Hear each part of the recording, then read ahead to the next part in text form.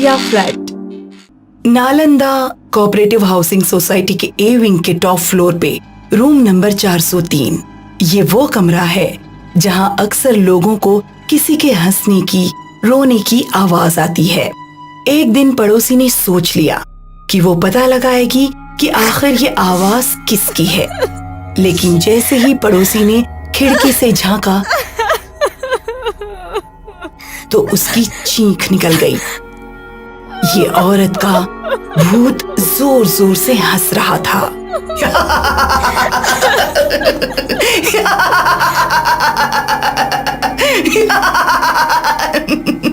पड़ोसन वहीं बेहोश हो गई।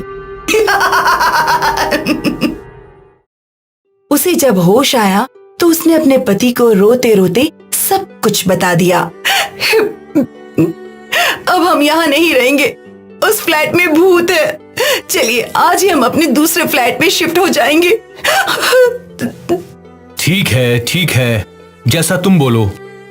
पड़ोसन अपने पूरे परिवार के साथ वहाँ से चली गई। इस औरत का भूत और कई लोगों को दिखा।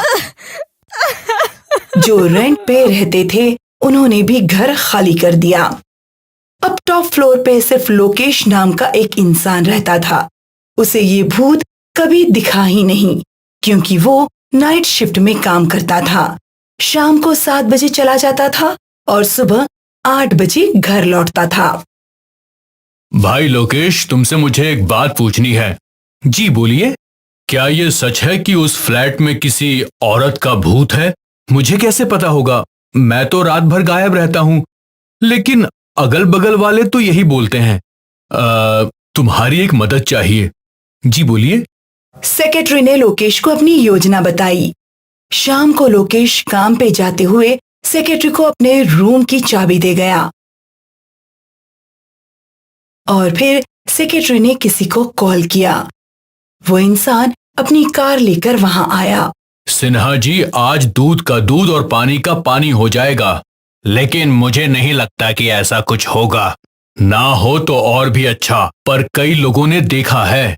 सेक्रेटरी और सिन्हा दोनों ने लोकेश का रूम खोला और वो ड्राइंग रूम में इंतजार करते हुए बैठ गए। लगभग रात के 12 बजे थे जब उन्हें अचानक रोने की आवाज सुनाई दी।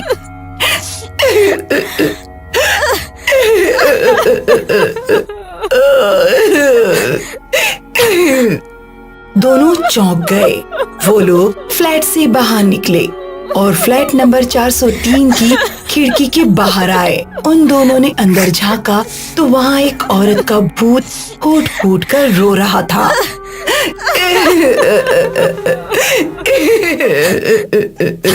लेकिन अगले ही पल वो भूत चिल्लाकर खिड़की की ओर आई। सिन्हा जी वहीं बेहोश हो गए। फिर वो भूत गायब हो गई। सेक्रेटरी सिन्हा जी को उठाकर लोकेश के फ्लैट में ले गए। वहां उन्होंने सिन्हा जी के चेहरे पर पानी मारा। भूत। हाँ, मैंने भी देखा, लेकिन वो गर्भवती औरत है कौन? माया। वो माया है। ये बिल्डिंग नई नई बनी थी, मेरे दोस्त की बेटी थी वो माया, जिसने मुझसे ये फ्लैट रेंट पे लिया था कुछ महीनों के लिए। लेकिन 1 महीने बाद ही माया का एक एक्सीडेंट हो गया और वो मर गई और उसके पति ने ये शहर छोड़ दिया। मतलब ये सब हमारे यहाँ आने से पहले शुरू हुआ था। फिर आपने ये फ्लैट किसी को रेंट पे क्यों नहीं दिया? दिया था, पर वो बंदा भी भाग गया। उसके बाद से 2 साल से उस फ्लैट में कोई नहीं रहता। मुझे नहीं पता था कि इस फ्लैट में माया का भूत होगा, लेकिन अब हम क्या कर सकते हैं? मैं किसी को जानता हूँ जो हमारी मदद कर सकती है। सेक्रेटरी और सिन्हा जी योगिनी के घर गए। योगिनी एक मीडियम है जो भूत प्रेतों से बातें कर सकती है। दोनों ने योगिनी को माया के भूत के बारे में बताया। जरूर माया की कोई इच्छा अधूरी रह गई होगी, इसीलिए उसका भूत अब तक उस फ्लैट में है। पर बात क्या है ये वो अब माया ही बता सकती है। अगली रात सेक्रेटरी और सिन्हा जी योगिनी का इंतजार कर रहे थे। योगिनी वहां आई और वो 4th फ्लोर पे गए। सिन्हा जी ने योगिनी को फ्लैट की चाबी दी और वो दोनों लोकेश के फ्लैट में बैठ गए। योगिनी अकेले फ्लैट के अंदर गई और उसने अपनी पोटली से कुछ नमक निकाला और नमक से एक गोला बना लिया। फिर उसके आसपास 5 और गोले बन गए और सभी गोलों में अलग अलग रंग के पत्थर रख दिए। फिर योगिनी बैठकर ध्यान करने लगी। काफी समय तक योगिनी ध्यान कर रही थी। फिर अचानक उसे रोने की आवाज सुनाई दी। योगिनी ने अपनी आंखें खोली। माया, मैं जानती हूँ तुम यहाँ हो। मेरे सामने आओ, मैं तुमसे बात करना चाहती हूँ। माया का भूत योगिनी के सामने बैठ गया। तुम यहाँ क्यों आई हो? तुम्हारी मदद करने। तुम मेरी मदद नहीं कर सकती। मेरे अलावा तुम्हारी मदद और कोई नहीं कर सकता। तुम मुझे तुम्हारी प्रॉब्लम बताओ, मैं जरूर तुम्हारी मदद करूंगी। ये मेरा वादा है। मेरा नाम तो तुम जानती हो, माया। मेरे पति का नाम मयंक है। मयंक और मैं इस घर में बहुत खुश थे। हम दोनों ने कितने सपने देखे थे कि हम हंसी खुशी रहेंगे, एक दूसरे का ख्याल रखेंगे। लेकिन उस दिन बाजार में उस ट्रक ने हमारे सपने तोड़ दिए। मैं मयंक को देखते देखते मर गई और हमारे सारे सपने अधूरे रह गए। पर यही तुम्हारे नसीब में लिखा था माया। हो सकता है, पर मयंक, उसका क्या? उसने अभी तक शादी नहीं की। मैं चाहती हूँ कि वो शादी कर ले और हमारे सारे अधूरे सपने पूरे करे। मैं मयंक के पास जाऊंगी और उससे बात करूंगी, पर तब तक तुम किसी को भी कोई तकलीफ नहीं दोगी, ये वादा करो। अगली पूर्णिमा को मैं मयंक को यहाँ ले आऊंगी। मैं वादा करती हूँ। अगली पूर्णिमा को मयंक और योगिनी वापस फ्लैट 403 में आए और साधना के कुछ ही देर में माया वहाँ आ गई। मयंक को अपने सामने देखकर वो रो पड़ी। मयंक, माया! रो मत मयंक, रो मत। तुमने बहुत रो लिया। अब तुम्हें हमारे अधूरे सपने पूरे करने हैं। नहीं माया! मयंक, जब तक तुम शादी करके खुश नहीं रहते, मेरी आत्मा को शांति नहीं मिलेगी। तुम्हें शादी करनी ही होगी। माया, नहीं माया। मयंक ने माया को वादा किया कि वो दूसरी शादी कर लेगा। मीना बाजार में हमेशा औरतों और लड़कियों की भीड़ लगी रहती है और इसी का फायदा पास ही के रहने वाले कुछ छपरी लड़के उठाते हैं। उनका जिस पे मन आया बस उसके पीछे ही पड़ जाते हैं। अरे ओ मैडम, जरा पलट के तो देखो। अरे है, लड़की नहीं कयामत है। पीछे से ही आग लगाती है। सोच, पलटेगी तो क्या होगा। वो लोफर उस लड़की को छेड़ते रहे। वो लड़की आसपास व्यापारियों की ओर देखती रही, पर किसी ने भी उसकी मदद नहीं की। सभी चुपचाप खड़े देखते रहे। कई बार इन लोफरों को पकड़ने पुलिस भी आई, पर ये इतने शातिर थे कि कभी उनके हाथ नहीं आए। फिर एक दिन मदन ने मीना बाजार में अपनी साड़ियों की दुकान खोली।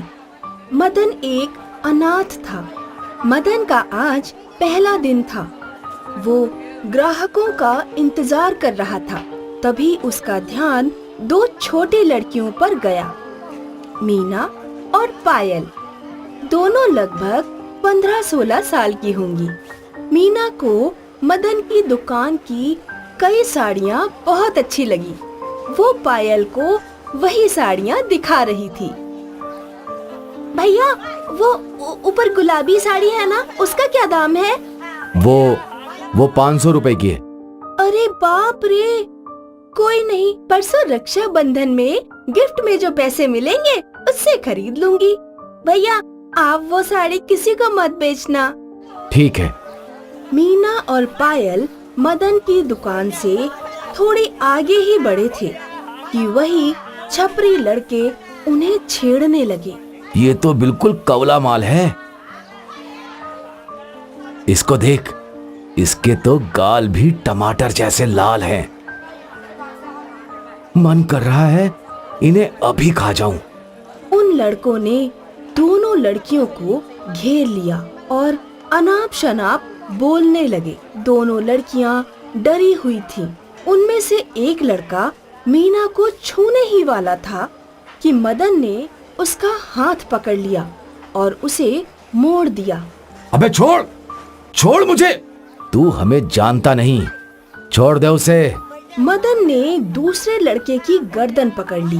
पहले वाले का हाथ मदन ने झटके में ट्विस्ट कर दिया। फिर दूसरे वाले को मदन चांटे पे चांटे मारने लगा। कौन है तू? एक आवारा लोफर? माफी मांग दोनों से, अभी माफी मांग। माफ कर दो हमें, माफ कर दो बहन। अब तुझे बहन याद आ रही है? वो लड़के जैसे तैसे मदन से पीछा छुड़ाकर भाग निकले। दोनों लड़कियों ने मदन को थैंक यू बोला और अपने घर चली गईं। इन सब के बाद जब मदन अपनी दुकान पर बैठा था तो कुछ व्यापारी उसके पास आए। किसको मारोगे? क्या मतलब आपका? इस मार्केट में ऐसे कई लोफर छपरी लड़के हैं जो आए दिन किसी न किसी लड़की को छेड़ते रहते हैं, तो आप लोग कुछ क्यों नहीं करते? किया था, पुलिस भी आई थी, पर सारे लड़के भाग निकले और हम सब की उम्र नहीं है इन लड़कों को सबक सिखाने की। मेरे पास एक आइडिया है। मदन ने उन सब व्यापारियों का एक व्हाट्सएप ग्रुप बनाया। हम सब इस ग्रुप में हैं। जब भी आप लोगों को ऐसा कुछ होता दिखाई दे तो तुरंत एक फोटो खींचकर इस ग्रुप में शेयर करें और किसी भी बर्तन जैसे थाली, टॉप वगैरह को पीट कर सबको अलर्ट कर दीजिए।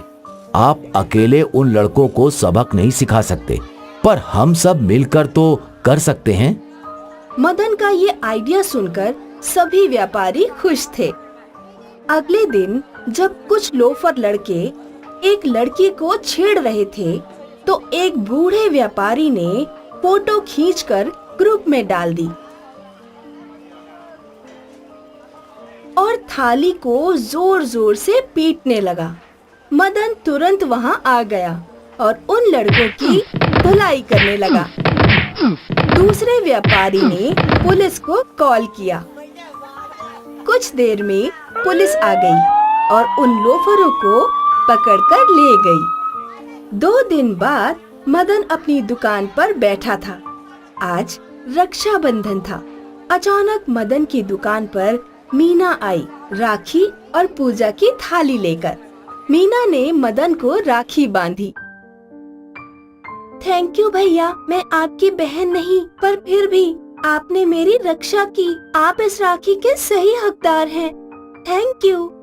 मदन बहुत खुश था। पहली बार किसी ने उससे रिश्ता जोड़ा था। मीना जा ही रही थी कि मदन ने उसे रोका। ए छुटकी, यहाँ। जी भैया। मदन ने मीना के हाथ में एक बॉक्स रख दिया। थैंक यू भैया। मीना को उसकी पसंदीदा गुलाबी साड़ी गिफ्ट में मिल गई और मदन जो एक अनाथ था उसे एक बहन मिल गई। हैप्पी रक्षाबंधन।